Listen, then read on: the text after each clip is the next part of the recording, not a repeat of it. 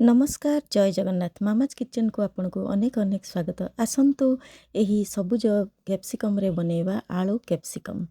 से मु एठी सबु जाक सामग्री काटिकी नहीं जाइछि। एठी मु 300 ग्राम रो आलू को सिझेकी चोपा छड़ेकी नहीं जाइछि।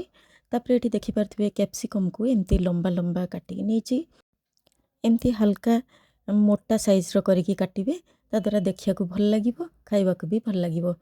एठी कौन करछि ना मु रसुण किछि नैछि, अदा नैछि, तापर पियाज चॉप करिकी नैछि, आउ कंचा लंका गोटे काटिकी ताको नै जाइछि।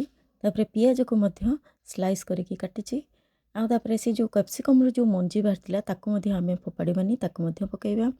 तापर आउ टमाटो 200 ग्राम रो टमाटो एमती काटिकी नैछि। आउ धनिया पत्र गोटे मुठा चॉप करिकी नैछि। आउ सब गुंड मसला मध्य एठी नै जाइछि। वर्तमान सब जिनस रेडी हो सारछि। आमे प्रस्तुत करिबा आलू कैप्सिकम। तो बर्तमान करेई रे 2 रु 3 चम्मच तेल दे देछि। तापरे गोटे चम्मच जीरा को एठी फुटे देछि। एठी में 2टी मीडियम साइज रो पियाज को चॉप करि नैथिली ताको बर्तमान पके देबा। पके की हल्का भाबरे भाजी नबा। एठी जेतले टिक्के हल्का लाल कलर पळि आस्थिबो सेतले अदा आ रसुण दुईटा को 3 चम्मच लेखा मो नेछि ताको बर्तमान छेची की पके देबा। तापरे कौन करिबा ना जति सब गुंड मसला अछि एठी देखि पारथुए लूण, हळदी, लंका गुंड, जीरा गुंड, धनिया गुंड, चिकन मसला सबुथरु गोटे चम्मच लेखा मु एठी दे देछि। तापरे संग संग आमे गोटे रु 2 चम्मच पानी एठी दे देबा कांगना सुखिला मसला जळि जेबार संभावना थाए। तापरे कौन करिबा ना हल्का टिके फ्राई करनबा। एठी मु 3-4 चम्मच फ्रेश दही नेछि। दही को आमे धीमा आंचरे गोळै नबा, नले बेसी जोर आंच देले दही फाटी जिबार संभावना थाए। तापर एठी कौन करछि ना 3टी बड़ साइज रो टमाटो को मु चॉप करके नेछि ताको पके देबा। तापर जो लंका रखिथिली कैप्सिकम रो जो मंजी उडा से गुडा को आमे पके देबा। पके देकी घोड़ई देबा। तापर आउ गोटे पेन रे एठी कौन करछि ना 2 रु 3 चम्मच तेल नि जाइछि। तापर जो स्लाइस करी काटिकी रखिथिबा जो पियाज को ता धरे आमे पकेइबा।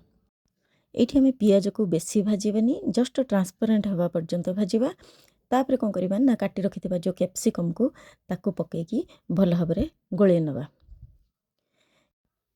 वर्तमान कटा जो सिझा आलू को पकेकी आउ टिके भल भाबरे गोळे नबा। हल्का हल्का गोळे सारिबा परे तापरे हाफ चम्मच एठी लूण देछि। लूण आपण देखिकी पकेबे कांगना सेठी मसला रे मध्य लूण दिया हेछि। तापरे कसूरी मेथी गोटे चम्मच को हाथ रे क्रॉस करके मु ता धरे पके देछि। कसूरी मेथी पकेया द्वारा तरकारी रो टेस्ट बहुत बढ़िया हो जाई थाए। तापरे कौन करिबा ना एपट रे ढांकुणा खोली देखिबा एठी मसला हे आसलानी। एबे आमे सेथिरे कट्टा धनिया पत्र पकेकी आउ टिके गोळे नबा। मसला सब ऑलरेडी कसा हे गेलानी। सेही कसा मसला रे कौन करिबा ना अधा गिना पानी दे दबा आउ टिके गोळे नबा। गोळे की से जो आलू आउ कैप्सिकम को जो भाजी की रखिथिलु ताको बर्तमान मसला रे आनी पकेकी आउ टिके गोळे दबा। कसा ऑलरेडी हे आसलानी। बास्ना मध्य बहुत भल आसुची। टेस्ट तो निश्चित भाबरे भल लागिबो। एठी आमे गोटे पैकेट गरम मसला को काटिकी पके दबा। एठी हमको आउ किछि भी करिया को पड़िबोनी। हमरो प्रस्तुत हे जाइछि टेस्टी टेस्टी आलू कैप्सिकम। रेसिपीटी निश्चित भाबरे बनेकी घरे खाइबे, समस्त को खुआइबे, निश्चित बहुत ही भल लागिबो आपनको। आउ जदि भल लागिथिबो लाइक करिवे, शेयर करिवे, आउ गोटे सुंदर कमेंट टिए देबे। आपन चाहिले फूलकोबी मध्य एथिरे पकई परिवे। फूलकोबी पकेले बहुत बढ़िया लागिबो। सेम प्रोसेस रे छत्तू मध्य तयारी कर परिवे। पुणी देखा हबो आउ एको नुआ रेसिपी रे। सेतेबेले जाई रहिली। नमस्कार जय जगन्नाथ।